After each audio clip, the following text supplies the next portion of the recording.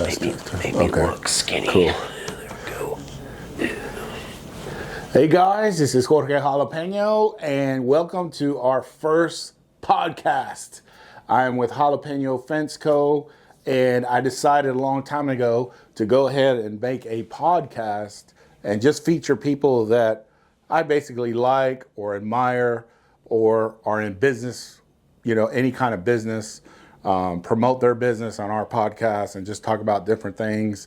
I'll have people that do interesting things like hunting or fishing or doctors or chiropractors or whatever. On this podcast, I am a part of Master Networks, and that is a group of people. There's like 40 chapters, right? About 40 chapters. 40 chapters. You want to tell them a little bit about Masters Network? 100%. Say, my name's Kelham Brown. Oh yeah, this is Kelham. Sorry, I had to introduce. This is our first podcast, so we're kind of rookie to this. This is Kelham Brown.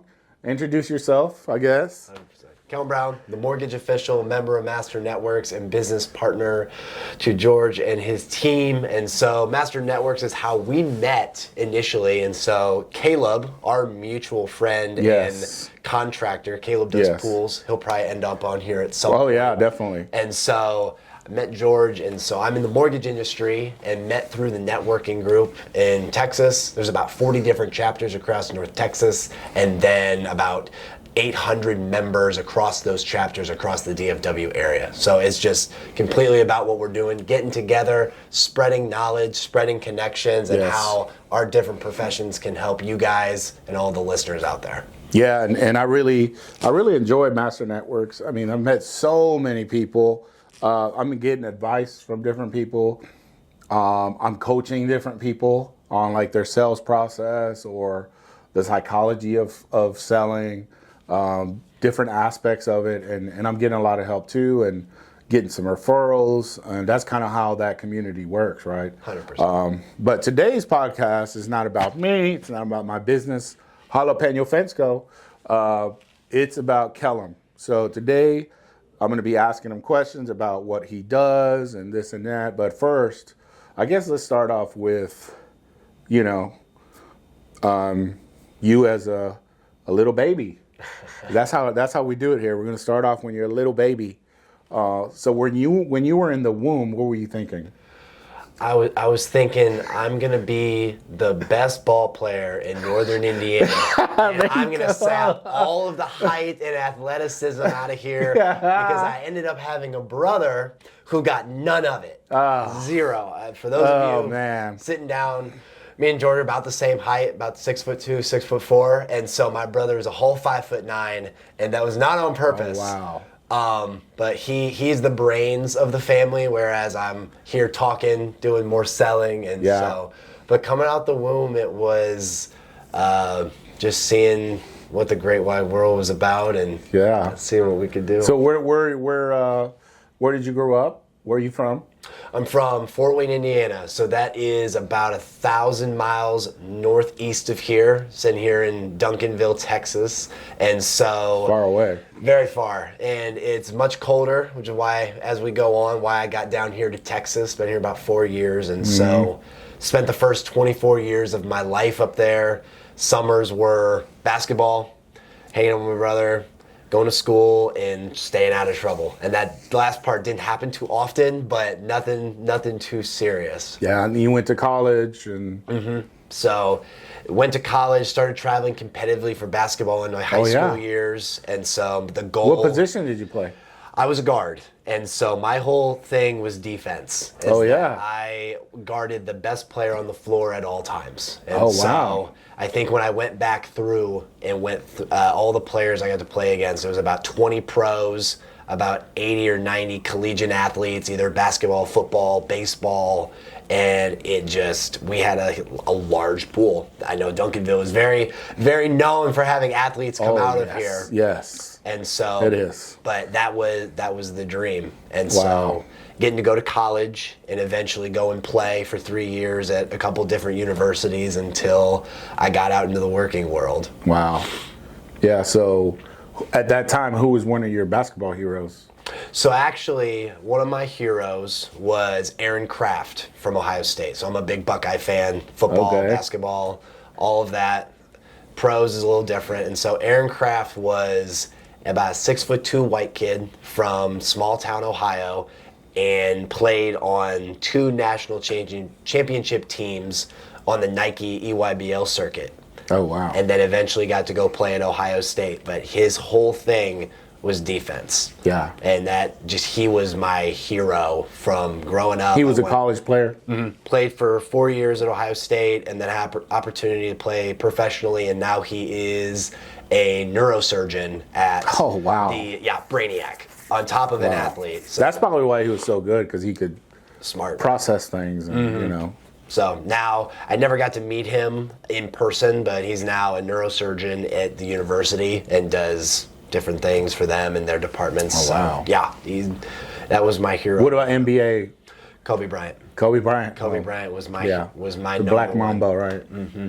Yeah, he was amazing guy. Unfortunately, we lost him. Mm-hmm. But was he coaching? He was. So he, at the time after retirement, to my knowledge, was coaching his daughter. Who was with him on the helicopter, and so he was really just kind of getting into retirement, where figuring out what he wanted to do, where he wanted to spend his time, and so he found most of his passion there. Still coaching, still teaching, like you've done a ton of, like you said, with your salespeople. And I know I've already found a ton of value. And from what you've shared with me, just in the sales process and different ways to look at it, and different perspectives, and so just kind of finding those little things, throughout and obviously after that you get into. Yeah, I think a lot of times, people don't realize that they don't have a sales process. Yeah, like they're kind of just winging it because that's how kind of they were taught, or that's how the company just kind of threw them out there.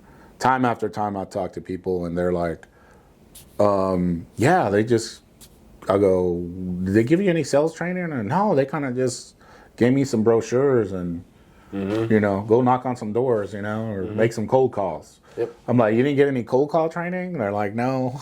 No. I'm like, oh man, that's... So you pick up the phone, you dial the number, and if they pick up, start talking. Yeah. And what do I talk? What? Exactly. What's the next step? It's exactly. Like, if you get to the third part, you're doing a great job. So you got both your parents still around? Both parents. Yeah. So kind of the moving from Indiana to Texas in September of 2021, and so I had been in the mortgage industry for about 3 years at that point, and I had asked my father, who's one of my mentors, what would you do differently at 22, 23 years old if you were going to do it again?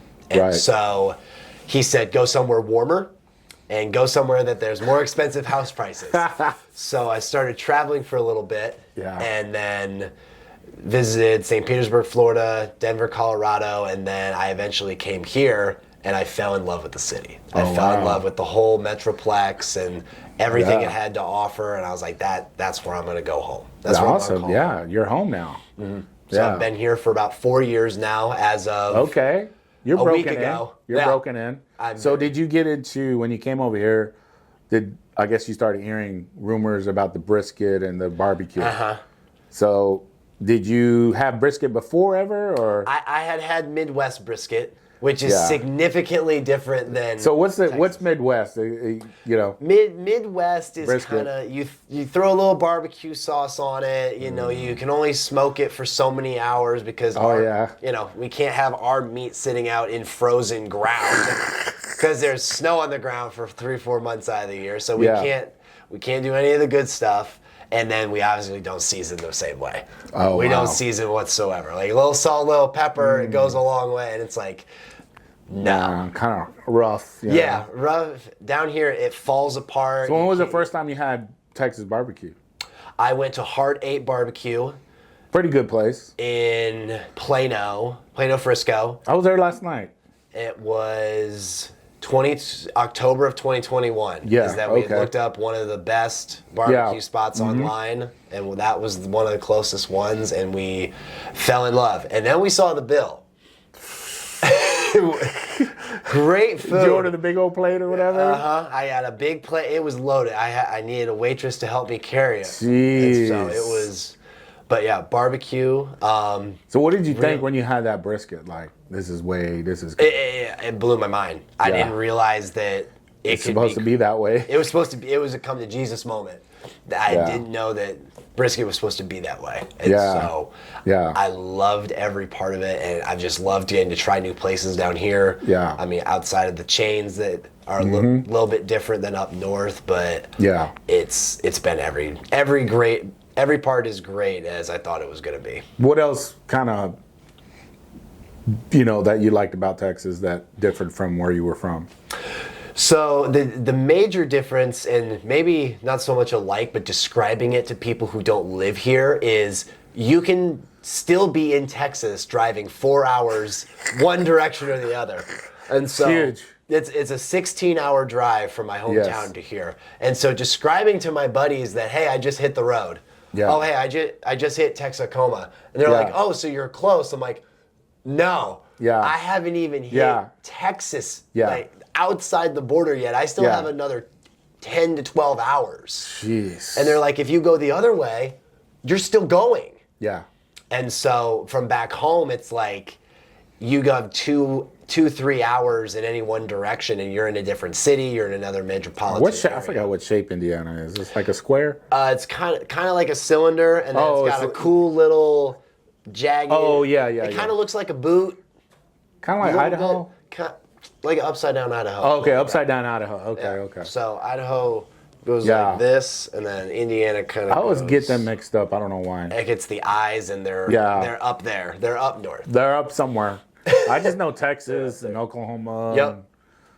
So, but that's probably the major thing is just the distance to get to another metropolitan area. Here it's 20 minutes. Yeah. Up there it's 2 hours. Yeah. And so, that's so you came to Texas and loved it, and so your dad was over here already, or so kind of after that conversation happened of what I wanted to do. Yeah.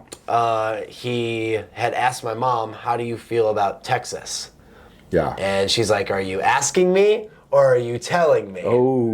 And he's like, "I'm telling you, we're gonna move." So I got very lucky that my immediate family was able to pick up and move together. Oh wow! So you weren't over here by yourself. I was not. So that's amazing. My immediate family, mom, dad, and my little brother, and then the 2 dogs at the time, all moved pretty much within about a month after me. Everybody and the dogs too. The whole thing. I mean, it's about after that conversation, we put the house on the market. Yeah. Had it sold within about 30 days. Wow. And I got here about September 19th, 17th and 19th.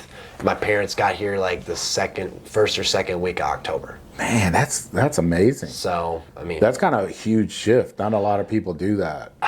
No, they don't. With the whole family, especially if you're close to your family. Very much. Like I was very close to my family, and it was difficult being away. Yeah. And where are they at? They're here. They're here. And when I went to the Army, they picked me up at 4 o'clock in the morning, and that's a whole nother story. So your whole family moved over here, you liked Texas, and then you went into business with your dad. Been in business with Dad. So me and Dad have been business partners for about 8 years. 2 of those years I spent in another company. And another different mortgage company. Different mortgage company. So I had an opportunity, and that opportunity led me somewhere else, and then we have. And you went to mortgage because your dad was in mortgage. You're like, I'm kind of familiar with this. A little bit. So the story track is I wanted to be a physical therapist. Okay. I wanted to be a PT. I wanted to work on athletes. Yeah. I wanted to be in the medical space of helping because that's cool. I had 11 broken bones in my tenure as a player and still breaking bones. Wow. And that was what I felt my calling was to help people at the time. And so I did an internship, got a similar job, and I asked the owner of the clinic that same question, what would you do differently? Oh, wow. And his response was very different than my father's was, I would have skipped medical school, I would have gone to business school, learned how to raise capital, bought 4 clinics, and never seen a client of my own. And I'm like, Trent, why are you telling me this? He's like, because I haven't seen a client in 12 years, and I would have been able to day trade 12 years sooner than how I did it the way I did it. And I was like, and there was the dream just kind of like that. Was like, don't do it, kid. Don't do what I did. I was like, holy shit. So I kind of, I needed a job, and we grew up well taken care of. I wouldn't say rich, but I wasn't worrying about food on the table. Next meals, my 3 jobs were be a good kid, stay out of trouble, get good grades, and be nice to your friends and your brother. And man. And it goes a long way. It goes a long way. And so I figured we did pretty well. And I asked Dad, like, what do you do? Because bills were always paid and food was on the table. And I was like, well, if I can at least do this for a little bit until I figure out what I'm doing next. And so that is how I got in the mortgage industry. Was he always working for somebody, or he had his own business all the time? So he has had his own brokerage. He's managed for Chase, Wells Fargo, Countrywide. He's been a regional manager. He's been a director. I think his biggest year in the mortgage industry was $3.8 billion. Jeez. So they were a machine of a unit. So they were number 3 in the company of that time, competing with like California for volume. And so back then, Indiana loan amounts $120,000 to $150,000 as opposed to California. Probably in the $500,000 to $1 million space, even at that time. And so that was a big deal for a units branch to be up there with kind of the higher loan amounts, which is why he told me, go somewhere with higher purchase prices on homes. So that's cool. That's amazing. Nobody's dream is ever to be a mortgage broker. It's just one of those things that, I never dreamed of I did dream about being in the Army. So as a little kid, so I ended up being in the Army. So, paratrooper, I'd never thought I'd be a paratrooper. I wanted to be in the Army, but just came along, and it happened to be that I volunteered for the Army, then I volunteered for the Airborne. I had a choice. But I ended up going to the Airborne. So sometimes just things come along. It's opportunities, it's local, it's influence, you can go different ways, like one time, one of my little friends, and I think I was probably 11 or 12, and that was one of the pivotal moments in my life, because he had stolen 7 cars already. And and he's like, I'm gonna teach you how to steal cars. And I looked at him, and all I could think of was my dad whooping my butt. And I was like, no way, dude. And I took off. I don't know what happened to him, but hopefully you're still out there. But those decisions, man, they affect your life, like just career choices or, being a gangster or whatever. You know, it's like, but at 11 years old, you're challenged with that, it's like, that's crazy. It is. But so you're we're working for someone else. So what was the moment that you said, you know what, I want to work for Dad. I want to get back in the game with my dad. So I was working for that team, and so the assistant manager of the branch was the son-in-law of the branch manager.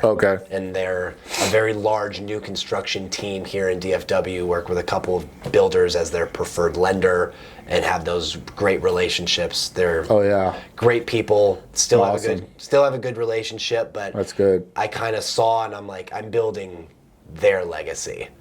There you go. I'm building their legacy. But see, because it'll never be mine. Not in an envious way, not in a jealous way, but the branch manager was setting it up for her son-in-law who's married to her daughter.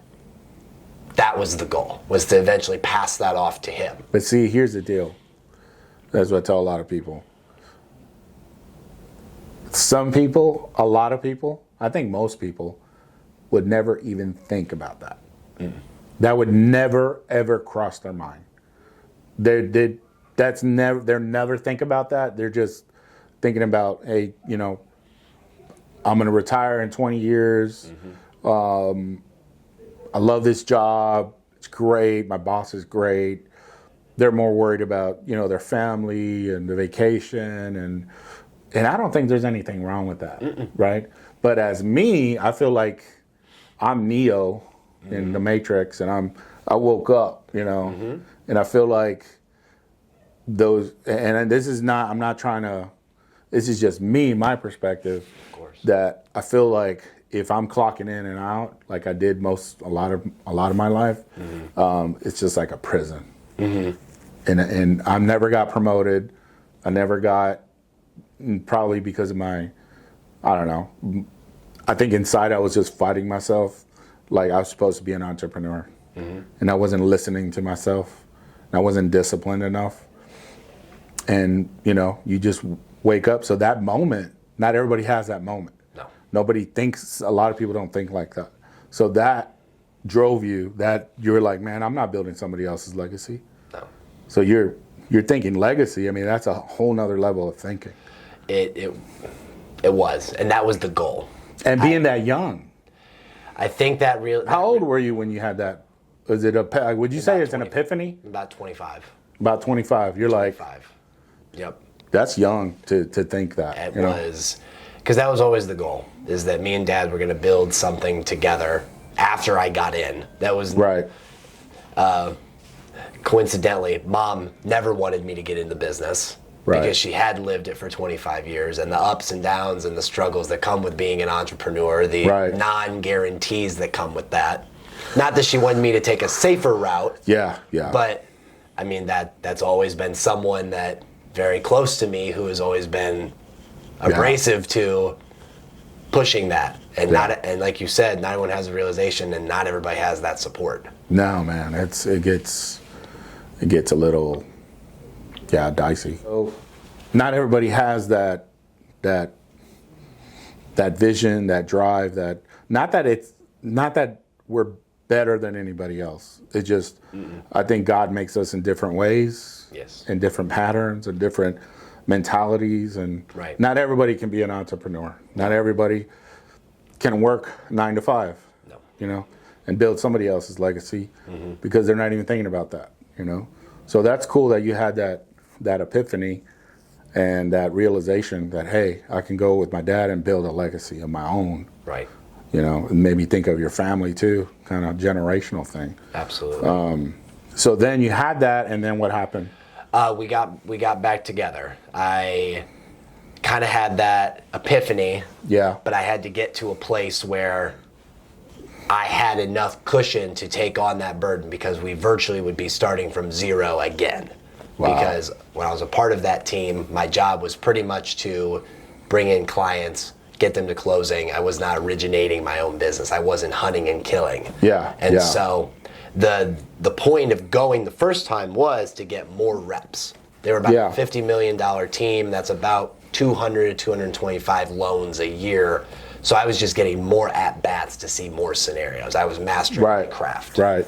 So that was kind of the trade-off. Yeah. Was less freedom, but getting more experience. And sometimes taking an experience job as opposed to the monetary and getting paid for what you know and what you can do. Right. I had to grow that in my younger years. Wow. And so when I felt that I had gotten enough experience out of the opportunity, I told him, I'm going to come back and where you are.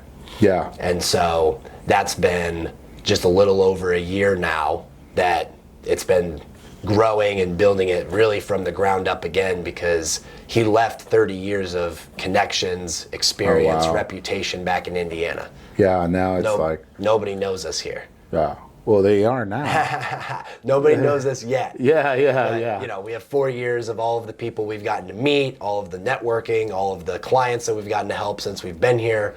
But you stay in one place for almost 3 decades, people just know who you are. Yeah. It doesn't matter how long you've been doing it, whatever. Yeah. They just know, all right, Jalapeno. Yeah, right, yeah.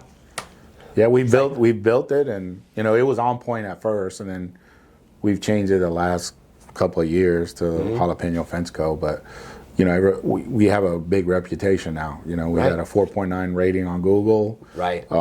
keep getting 5-star reviews. And yeah, it's building your reputation, getting to know people, networking. Right. I think networking is wonderful. We've met so many people. I've met so many people. I was at where was I? I had to drop my wife off somewhere in Richardson, and I was like, hey, I'm gonna see if there's a Master Networks meeting somewhere. And I was just like, I was like, ooh, there's one right there. I just showed up. Yep. That's just amazing. It's like I could just go there any time I want and find a chapter where I'm at, and they welcome you with open arms. You know, now not all of them are as cool as ours, right? Or some of the ones I go to. We're biased. Yeah. And they showed one of the slides to our Halloween slide. Nice. And I was like, hey, that's us. That's me. Like, oh. Yeah, you gonna go dressed as a jalapeno? I was like, maybe. I mean, don't beat me to it. All right. Don't beat me to it. Yeah. So, so now you're working with your dad. Yep. And then, are you married? No. So I've got a girlfriend. Okay. You got a girlfriend, so don't be messaging me if he's single or anything. He's taken.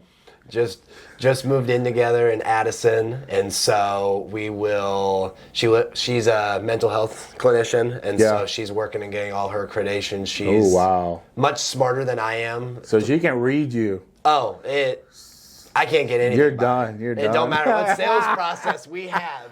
I'm not getting it by her. So no, but I love her. She is outstanding. She supports me in everything I do. That's awesome, man. Does she sometimes make you sit down on the sofa and she has her pad, tell me about your day? we have very. I always make the joke. I'm like, are you with me because I'm a case study because I'm that bad, or you actually like me? She's like, depends on the day. Experiments can go awry. I'm like, oh okay. My goodness. I said, as long as there's no A/B testing, right? Yes. She didn't find got that the B time over there. She didn't find that one as funny as we did, but yeah, well, sense of humor. Yeah. My wife, I can joke with her, but it's like limit. Like I can't go over the line because that was over the line. Yeah, she'll get mad at me. So no, but she is fantastic. Definitely a partner that we have been through some shit together. Yeah. Sorry if we don't cuss on this podcast. We can. But just been through some really hard times together already, and I think that's really important in a partner is knowing they're not going to run when problems arise, because that's probably most of the relationship. Not that it's rocky times, but life is always happening. Kids are happening, tragedy, love, happy tears, sad tears. And so finding someone who's willing to work through those things with you is, it's hard these days. It's very hard. So I think it's harder on this generation, younger generation than me. It's just times have changed so much, cell phones and media and have gotten people's more attention. Where I'm Gen X, so Gen X, we didn't have cell phones, we didn't have none of that. So we can live without it. Yeah. And our brains were not cemented in all that, So I think we're more pliable, we're less politically correct.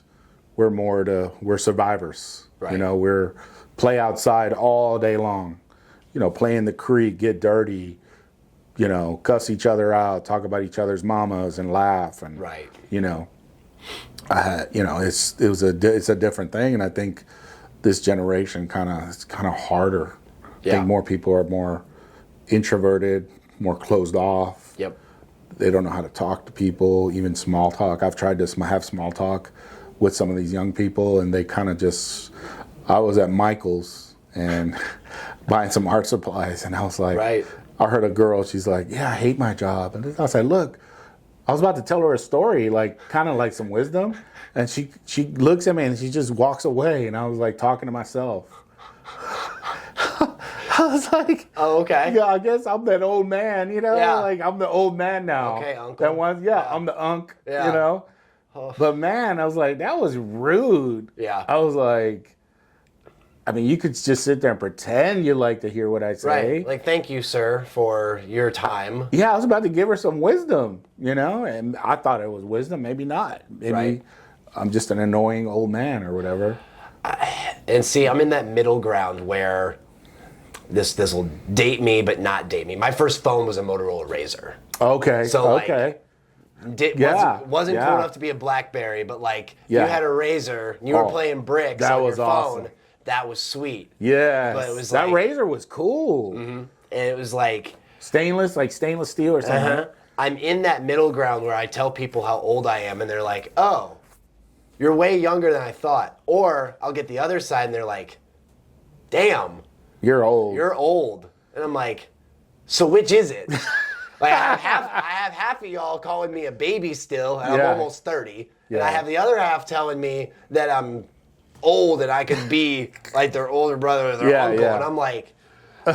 It's that weird in between of like, do I speak? Do I not speak? Is it worth what I like? Not is what I say worth it, but like, is my experience enough for this person to find validity in it? Yeah. And I'm like, okay. Yeah.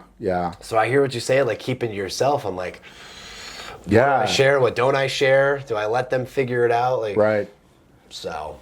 Yeah, and sometimes when you want to reach those people, I kind of purposely.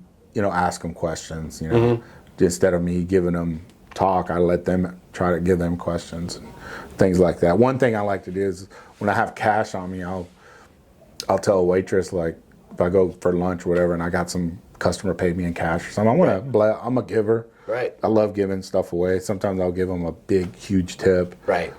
Because life is short and, I just kind of think that way. And I'll challenge youth sometimes, just out of the blue, just talking to somebody, hey, do you know this about history? Or, hey, what would you do if this, that? Or here's some business advice. Do you like your job? Do you like clocking in and out? I'll ask them. Right. Oh, no, I don't like this. Well, I'll tell you what, read this book. Get this, read this, listen to this book. I know y'all don't like, your generation don't like to read, so listen to this book. Yes. And I'm just randomly doing that everywhere I go. I try to give people advice as much as advice because I wish people would give me some advice. I got advice when I was a kid, but if somebody just told me that, like, that guy told you about not going into that. Right. If somebody would just have a word. Yeah. And you talk to enough people, you'll reach one or two of them. Somebody. Because that's how I see the world, opportunities. This is an opportunity for me to share some wisdom or share an experience, even though sometimes I'm tired and I don't want to. Yeah. And I think it just does good to the world, But if they find help in it. So sometimes I'll do, and I have to go by it, and I got $500 in my pocket that I want to give away, and I'll ask a waitress, like if I go over there, I go, how much do you want? A tip. I say, you name the price. Mm-hmm. So if I'm gonna give it. I'll give her up to 500. Right. Or him. Yeah. Or her, or it, or what? She, him, her, what they. This is on YouTube, so got to be careful, right? Right. So, in this case, it was a female, and I'm like, how much do you want for the tip? And she's like no one has ever asked her that. She's like, I don't know. I'm like, make a decision. Something. How much? I say, how much do you want? Yeah. And she's like, friendly. I was more friendly. I was like, how much do you want? She's like, I don't know. I said, okay. So I just hit 20%, signed it. I was like, I was gonna give you up to $500. And she was like, oh, for real? I was like, but I can't give it to you because you're gonna have to learn that lesson. Right. I said, when life gives you an opportunity, you need to take it. For sure. Or at least investigate it or something. Right. But an opportunity like this, there's really no risk in it. There's no risk in it. Yeah, there was no risk in it, and you should have taken it. I mean. So I call it messing with people. Yeah. Getting them out of their drone kind of, like if they're working and you could see that they're tired and, hey man, I go, hey, just kind of, oh yeah. They're like, you know what, man, I love the way you work. You're a hard worker. We need to do that more as people. Just tell somebody you appreciate them. Because sometimes we get on our high horse and, we're so busy with our lives that we're tired and we need to go get lunch and dinner and we're with our friend or whatever. And then you see this person, you can kind of feel their energy. you know, and you could tell they're kind of wore out or down. We need to take like a second, just take one damn second to thank that person and just tell them, man, I notice that you're clean. I've watched it. You've cleaned all the tables really quick. You're on top of it. You brought our food out. You know what? You're an amazing person. And someone will start crying. Right. Bawling. Mm-hmm. At the simplest of comments. They're just like, oh my God. Yeah.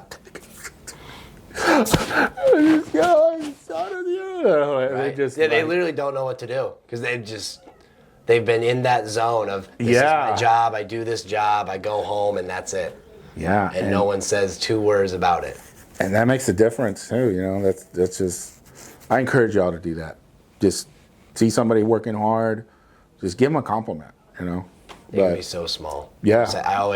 I always try to go out of my way if there's somebody wearing a shirt for a show that I watched as a kid growing up, or like Jordans. I know you can't see them, but I'll wear Jordans. Oh yeah. Everywhere I go. What kind of Jordans you got on there? These are ones. These are Jordan 1 denims, and so. Dang. How much are those? I think I bought them for $380. I bought them for way too much. But these were one of the pairs that I've wanted for forever, and so it was around my birthday, so I called it a self-gift. Yeah. And so, but anytime I see somebody wearing a pair of Jordans, because I'm huge into sneakers, or if I'll see them wear like a TV show or that I watched growing up, and I'll be like, oh, I watched that, I love that show, like, are you watching it? And you'll just hear people talk, like, oh, me and my girlfriend just started watching this show together. She's never seen it. I'm like, oh, like, what part are you guys at? Yeah. And it's like, oh, well, what does she think about this? And yeah. It's starting conversation over the silliest of things. Yeah. And then people, and I mean, at a meeting I was at the other day, it was like somebody who went out to inspect something on a house. Yeah. And they just the client diverged like their whole life in 20 minutes because people are lonely. They are. Like, people don't talk to other people. I mean, and that's so, to me, that's like, it's so what, I don't know if you're a believer or not, but I believe in God, Christ. It's so opposite of what he says. You know, it's so opposite. Like, just secluding yourself, God doesn't want us to do that. He wants us to be a community. He wants us to go to church and be a community. The reason to go to church, because he knows that. He knows how we're built. He made us, that we need community. And we need to be helping each other in all ways possible, you know. And some people, you can't help. I mean, I understand. You know, we know some of those people. You try to help them, and your jewelry's gone, your car's gone, your money's gone. Right. Garage got burned down. You do what you can. It goes back to, you can only help so much. You can give the wisdom, you can give the advice, you can give. And we got to have wisdom to know when to say no. Yes. For ourselves, not taking on too much. We're not serving our people and ourselves. Yes. You're damaging yourself by stretching yourself too much or going the extreme. So we got to moderation and wisdom. 100%. You know. Absolutely. So back to the mortgage business. Yep. So tell us about your mortgage business. Tell us about your business now. Tell us what you do and what kind of customers you're looking for. Of course. And also the last part would be what your whole, if you can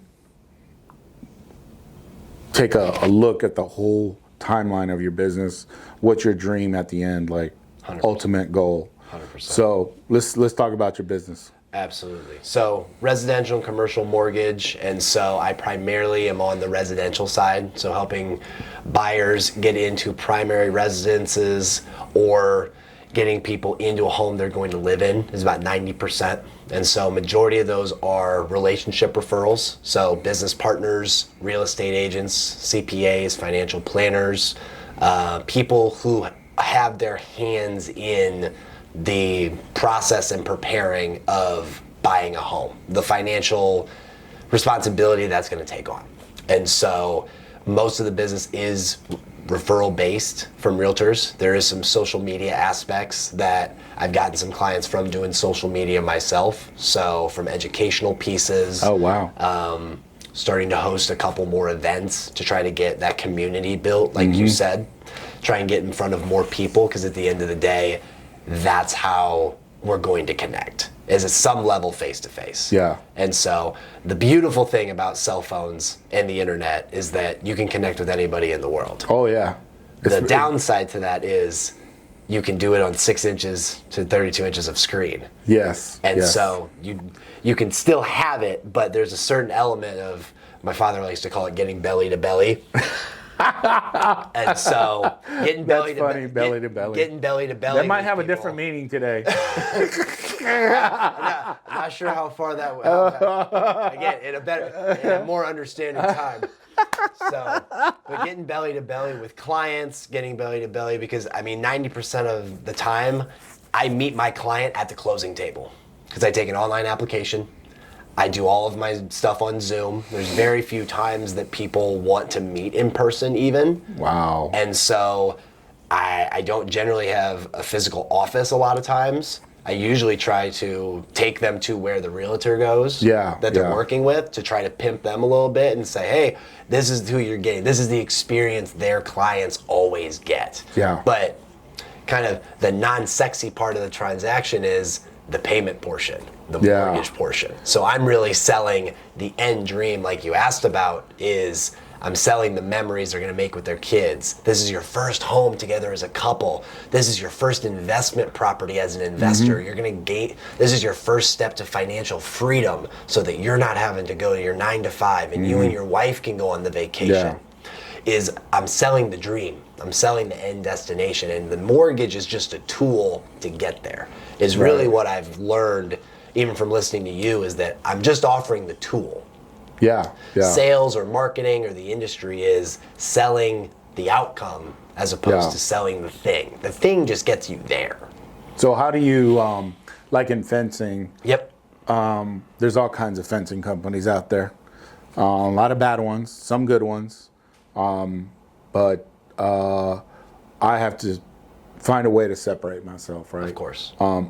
And in business, I forgot who said it, but they said if you're just this much better, a little bit better than your competition, you're going to make 52 times more. Right. That's insane. 52 times more. 52 times more. But imagine if you're way better. Right. That's probably goes to 100 times more or something. Right. My company, we're in the top 5% of small businesses of my size. Yeah. To survive this long, to do the revenue we're doing with just 2 people running the business, we're at the 5%. Not too many companies reach at gross profit and all that stuff where we're at. I'm really proud of that. Absolutely. So we're in a sea of competition, but I love that because I can contrast myself with them. I love when customers get like 5 estimates before I get there. Yeah. Because it's like most of the time they're like blown away. Yeah. Because they're like, oh, I didn't know that. I didn't know that. They didn't tell me this. They didn't tell me that. Yeah.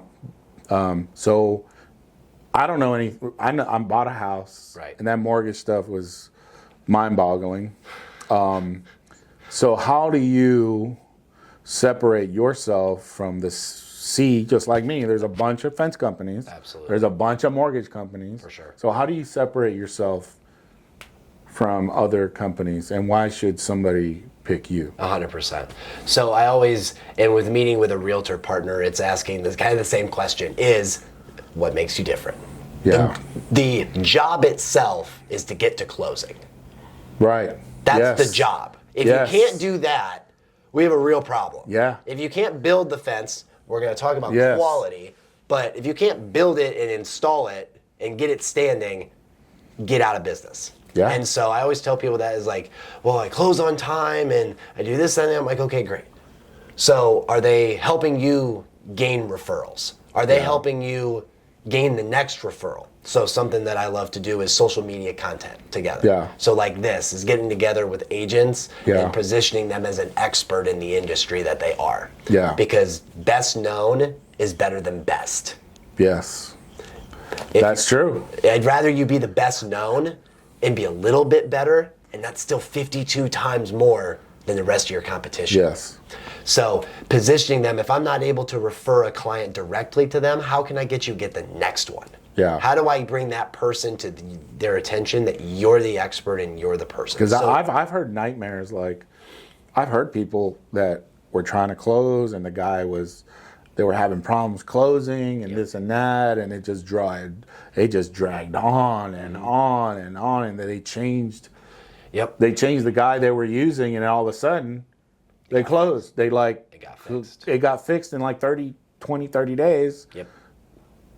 They closed, and because they switched to a different guy. It happens. You know, what are some of the things that can go wrong? And let's say there's a lazy guy in your position, a mortgage guy, right? Yep. Mortgage. Let's say what are some of the things, the shortcuts, some of the things that they're lazy about, or things that can go wrong if they're not doing their job correctly? What are some of the things that go upside down? Absolutely. So the first one I would say is a full review of documentation. So one of the largest lenders in the country who sponsors a lot of things, and they go to space, Rocket Mortgage. Yeah. So you can get a pre-approval from them in about 10 minutes. Oh, wow. And you can get a piece of paper that says you're qualified to buy a home. Now, the model is turn and burn volume.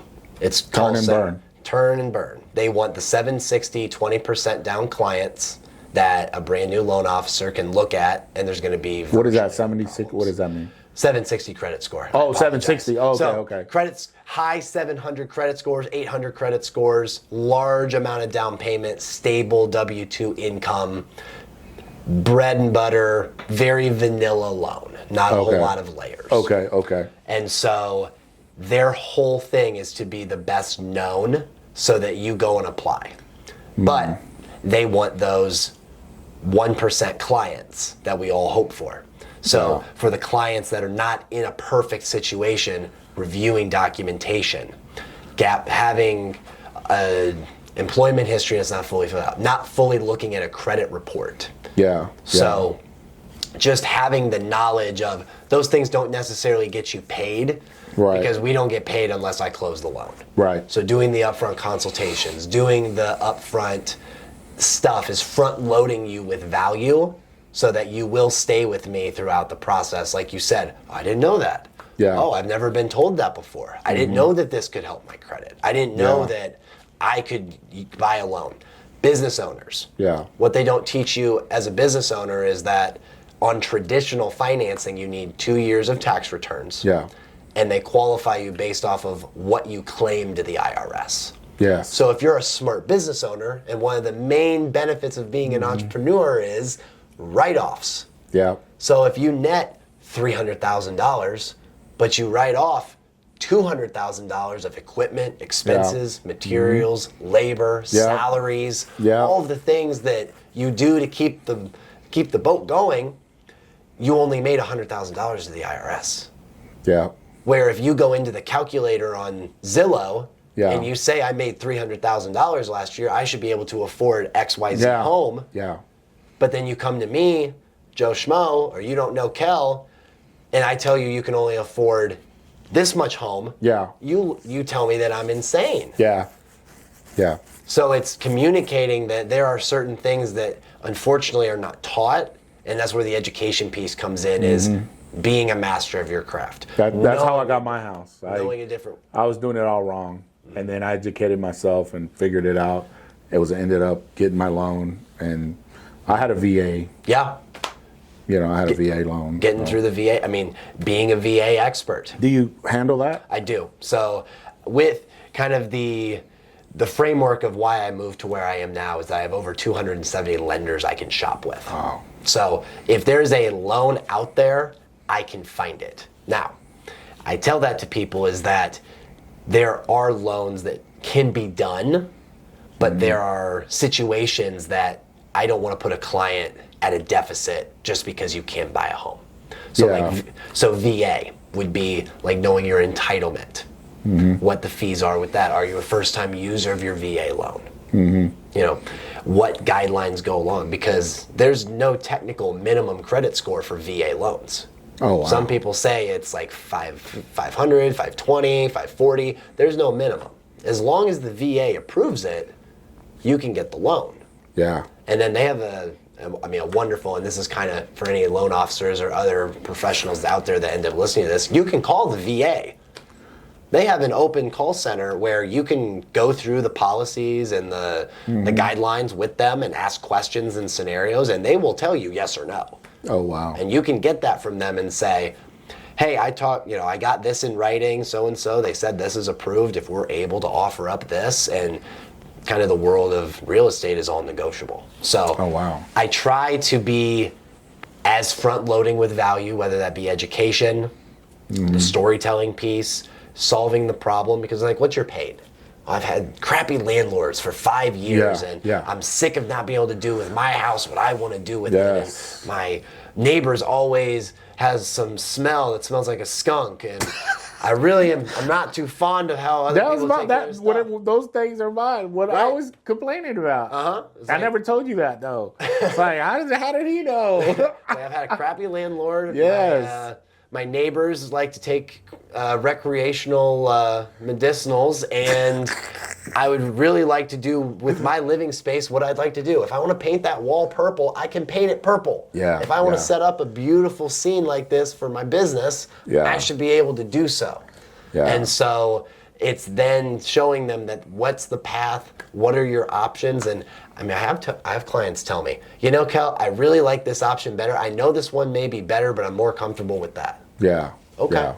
We're captains. Yeah. We help navigate. Yeah. You guys drive the ship. We're just helping you get to where you want to go. Wow. So it seems to me it's just a very complicated process. It's not just like linear. It's not like point A to point B right here. It's more like boom. It's like check this, check that. This is going on. This is going on. So you have to be, as the mortgage guy, you have to be on top of your stuff. I have to be. And I have to have a great team around me. I have to have the back end. In a mortgage file, almost 60 different people can potentially touch it. Oh my goodness. So there are a lot of things, unfortunately, out of my control, where I have to be the messenger of sometimes not maybe that bad news of maybe to change closing, but I am the messenger and the contact point for all of those things. What are some of the things that you've seen or have had to tell customers bad news about, and how can they avoid that? So one of the best ones is not financing anything during the process.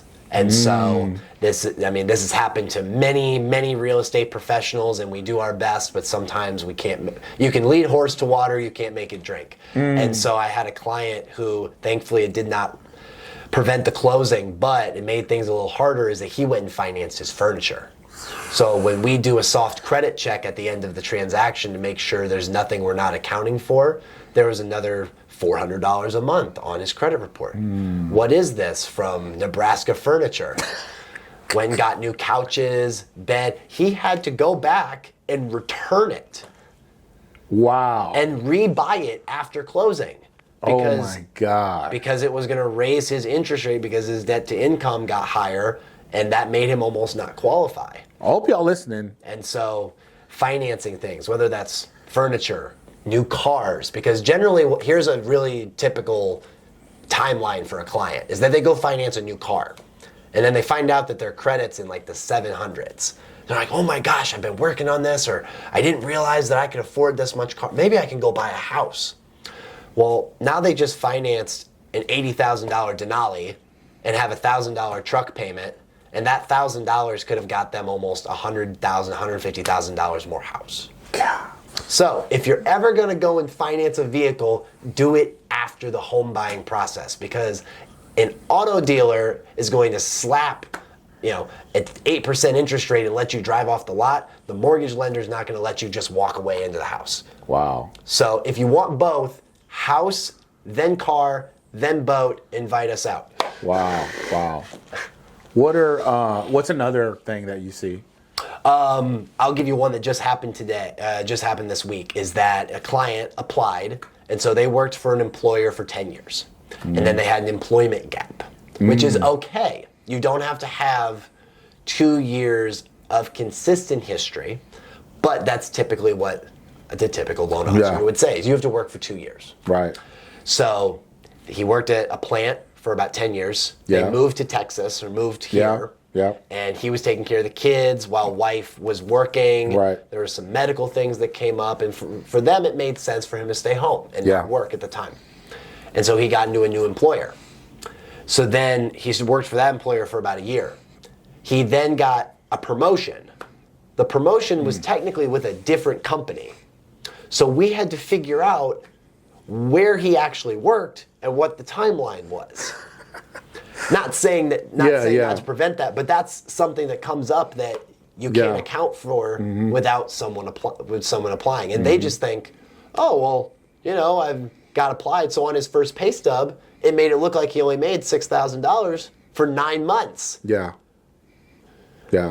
And so we have to go and figure that out and get to the bottom of it. There's usually a reason. There's always a story, good or bad. You just have to piece it all together. So that's not maybe a pitfall, but that's something that you have to coach your client through, is knowing the relative timeline. Or I'll give you another one, getting gift funds from a family member. So if your family member is gracious enough to give you money, mom, dad, grandma, grandpa, something like that for, a wedding gift. So there's different ways you can go about that. So whether that's giving it to them directly, right, or they can wire that directly to title. Oh, okay. So it's less paperwork if you have them directly send it to title. I never knew that. So let's say Uncle George gives Kel $25,000 to go buy his house. You send it to me, you wire it, or you give me a cashier's check, and I deposit it in my account. Yeah. We have to source large deposits. Well, where did that come from? Where did that come from? Because if you can't verify it, I can't use it. And why is that? Is it because of... There is a reason. Because I found that out. What my mind was, okay, people trying to wash money, launder money. You're close. Okay. So what would happen back before CFPB, RESPA, we got very technical with associations and different departments in the mortgage industry to clean up the defaults that happened in 2008, 2009. Okay. So what investors were doing were giving money to you and letting you go buy a home for as minimum down as possible. Because for investments, you generally have to put a larger down payment for an investment money-making scenario. And so they would use people like us to go and buy the home in their name, and then they wouldn't actually live in it, and then they would cash flow it. So I have to verify it. Now, I also have to know that it comes from a legitimate source. So if it's mattress money, and I have that happen a lot, where people have $30,000 in a safe, $20,000, they don't trust the banks. Yeah. Well, I don't know if you pulled that out from your pay stubs, if that's drug money. I don't know where that came from. I can't verify it. I can't use it. Now, just depends, we have those conversations with clients of how we can get those funds into a legitimate way to verify them, but in that time point, I can't use that. Yeah, because then I guess people can get really in serious trouble. You can get really deep. And then we go into nobody's favorite word, fraud, and we don't want to do that. Fraud, laundering, and I like my license. I love my job. No client's worth that, so... Yeah, I can imagine. There's people that have hundreds of thousands of dollars in cash that's illegal, and they need to do something with it. Yep. And they try to. I guess that's been going on for millennia. A long time. Ever since currency's been created. You know. I think they used to use these flowers as currency a long time ago, and that went all crazy and stuff, But yeah, man, it's really interesting because your job is very complicated and is very. There's just so many factors, and then you're not guaranteed. You're going to put all this work in, and then at the end of the day, you end up with nothing. That's like a risk you take, right? In the business. So I guess it is. Since you're working for yourself, basically, own company, Yep. it's different than someone else, I'm thinking, working for a big corporation. Correct. So there's a couple different ways that people can be loan officers. So Yeah. you can be the hunt and kill originator, and you can go and meet clients, meet realtors, get referrals, and do it that way. Right. You can work for a bank, where generally they're on some sort of salary, and then they just pull people. It's a little more comfortable. It's a little more comfortable. Because they're less they're per transaction. They're doing all the marketing. They're doing everything. You Yep. got an office. Yep. You Chase got a Bank base salary. Chase Bank has all Very your info. cushy. Very, so to me, what it seems like those people would be, and not trying to discredit them or say, I'm pretty sure there's some hardworking guys there. Mm-hmm. But the incentive to really do a great job, I think, falls more on people like you and me. Yes. Because we're not part of this big corporation thing where, it's just another customer, doesn't seem like it's going to work out. I got 20 over here, A little more comfortable, a little less, they're making less probably. Yep. Where you're actually trying to build something, Correct. And probably care more about what you do. I'd like to think so. I mean, the major difference is working weekends. Yeah. And that's something that LOs talk about all the time, is working on weekends. And I'm like, do you understand, most of America is the weekend when people are free. Yeah. So if they're going to go to an open house and go see an agent, that's a Saturday and Sunday. Yeah. And you got to be available. Yeah. I mean, I lost a client the other day. I was in a couple of meetings and they were on California time. And I said, hey, can you talk at this time? And by the time that they had said they were available, I called and they were like, yeah, we're going another direction. Didn't even get in at bat. And you're like, okay, you just got to move on. Yeah. I mean, and two, life balance. Exactly. You can't, but, sometimes we're in seasons. Absolutely. And it could be the season where you're working a lot, putting in a lot of work, and working towards something. Yeah. Because eventually I'll probably end up out of the business, and the business is running by itself. Right. And I'm building other businesses and doing some outreach and things like that. But yeah, I'm really your business is not easy. It seems like it takes a lot of knowledge and a lot of enthusiasm, a lot of you really have to be on top of your stuff, because if you're not, you're going to be chasing your tail all the time and you're not going to see any results. Right. You're just going from client to client as nothing's happening. Bills are not getting paid. So yeah, it doesn't seem easy, but people have built big companies. Yeah. So it's there, and it takes tenacity, and it takes a lot. So tell us how to get in touch with you. 100%. And the whole process. So how does somebody get a hold of you? Absolutely.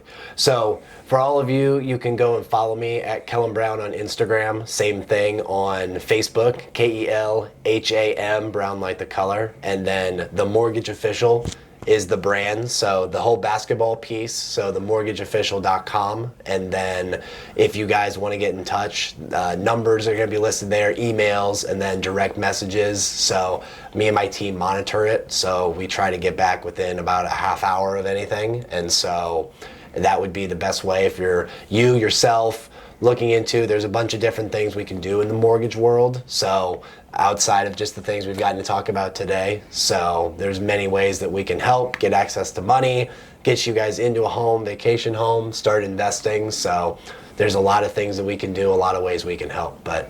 So the categories that you help people with are what? Mortgage, so residential purchase for primary homes, commercial financing for projects, not so much equipment, has to be a structure for me to be able to help.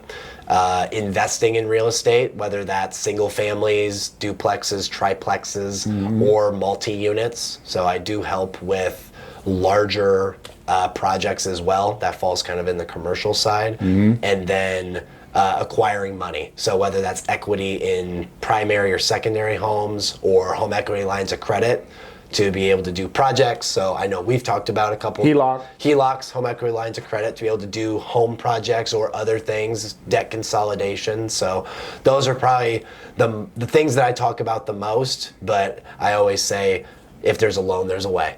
Yeah, wow.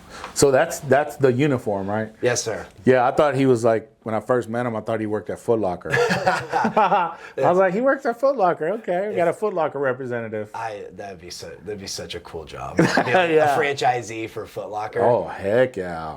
That'd be awesome. Everybody gets a pair of shoes with every referral. Yeah, definitely. So is there anything else you want to tell the folks out there? I was going to say, I appreciate the time. I know this is the first one. This is the first podcast. I feel honored to be the first one. Number one. To work this out and just get this going, because momentum is the most important thing. I appreciate the time. I appreciate the platform. And if there is any way I can help you or anybody in your sphere to be able to, through mortgage or obtaining funds for other projects and endeavors, I'd love to be of service. Mm-hmm. Yeah, and I was going to ask you something else about the mortgage business. Take somebody through, just kind of like bullet point it. Yep. From the beginning to the end, like somebody comes to you, what's the first step? And then you don't have to go all the details, but 100%. Kind of just, an overview of how everything goes. Absolutely. So 60 seconds on the mortgage process. So initially, client's going to have a consultation with me. We'll go over their goals and what they're wanting in the mortgage itself, monthly payment, amount out of pocket, and a couple of other details. Once they're approved, they fill out a mortgage application. I do a hard credit inquiry, and then I'm able to qualify them for however much that they are able to afford. And then we work it backwards. From there, they work with their real estate professional, and they're able to put in offers on the home. And then at that point, most transactions take about 30 days. We average about 17 days clear to close. So about almost 2 weeks early that you're just sitting around. So we go through the different things within the loan process, inspections on the home, appraisal, and work through the underwriting conditions for final loan approval. And so after we get all of those things squared away, then we go to the title company, sign documents, mortgage note, all those good things, take a picture, and then you get keys. Wow. So we try to make it sound as easy as possible. And as you've heard throughout this podcast, there are many, many layers. So we try to be as upfront and honest on the process of what we believe timelines will be. But we also want you to know that with the right team, it can be that simple. Wow. That's pretty amazing that you're able to just, boom, do that. That means you know what you're doing. You're an expert at it, and they should have confidence in you. So, well, thanks a lot. This is the first podcast. It was awesome. Awesome. This is our first one, and I know our equipment's going to get better and things like that. But, hey, we're here. We got the camera. We're recording. So this is Jorge Jalapeño. And remember, if you need a fence, a spicy one, go to jalapeñofence.com. Check us out. We also do sod and sprinklers, so don't forget that.